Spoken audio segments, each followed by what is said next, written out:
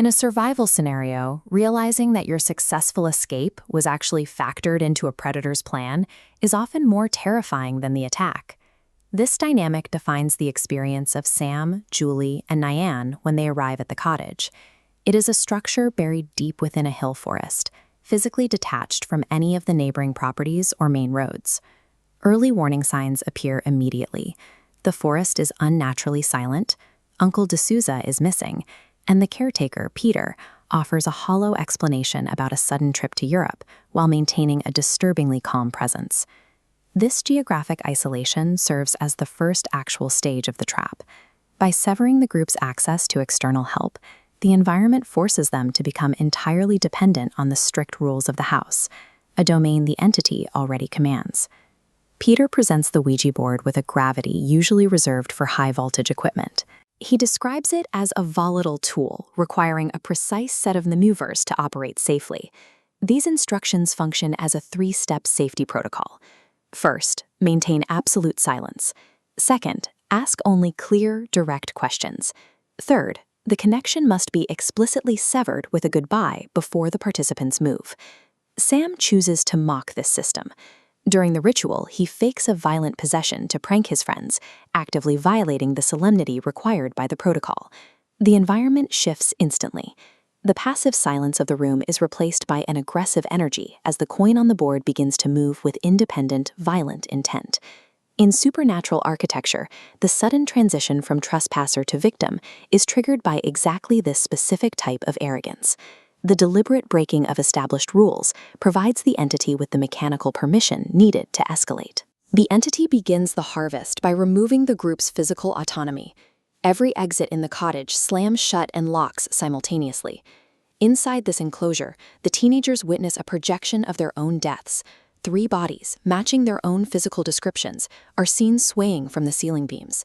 In a moment of extreme panic, the front door suddenly swings open. The trio sprints to their car and manages to drive away, putting the cottage behind them. This data visualization tracks the mechanics of a false escape. Even as the actual danger level continues to climb, the victim's perceived stress plunges.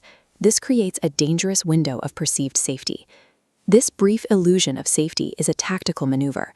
It causes the victim's adrenaline to crash and disarms their defensive psychological barriers, leaving them physically and mentally vulnerable for the final retrieval. As they flee through the forest, the entity triggers a mundane psychological lure. Sam stops the car when he realizes he left his expensive phone and all his personal data back on the cottage table.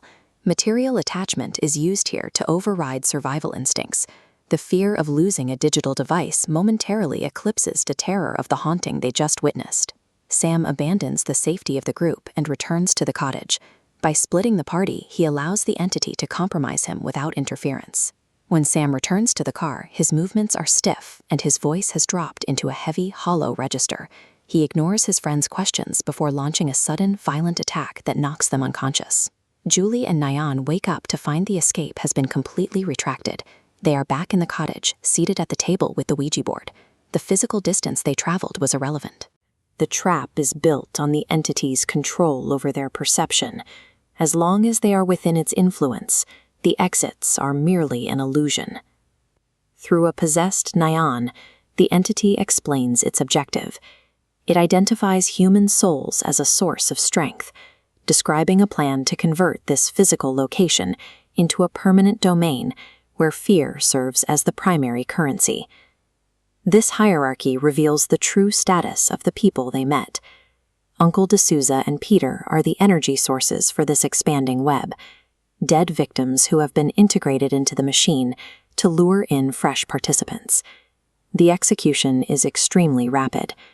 Nyan suffers a violent physical seizure and dies as his soul is extracted, while Julie's consciousness is suppressed to make room for the entity's influence. This is a self-sustaining spiritual machine.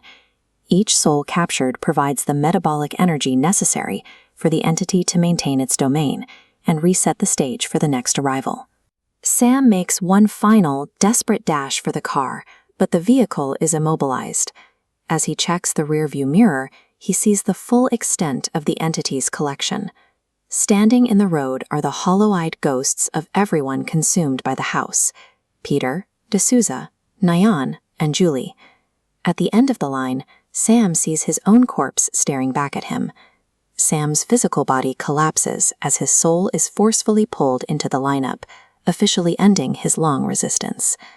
A moment of wonder. By sunrise, the cottage has been restored to a pristine state. Peter returns to the front door with a welcoming smile as a new car of victims pulls into the drive. The ultimate terror of the Ouija board trap is its perfect cyclical design. Participation is the only requirement for failure, and the hope of escape is simply the bait used to keep the loop spinning.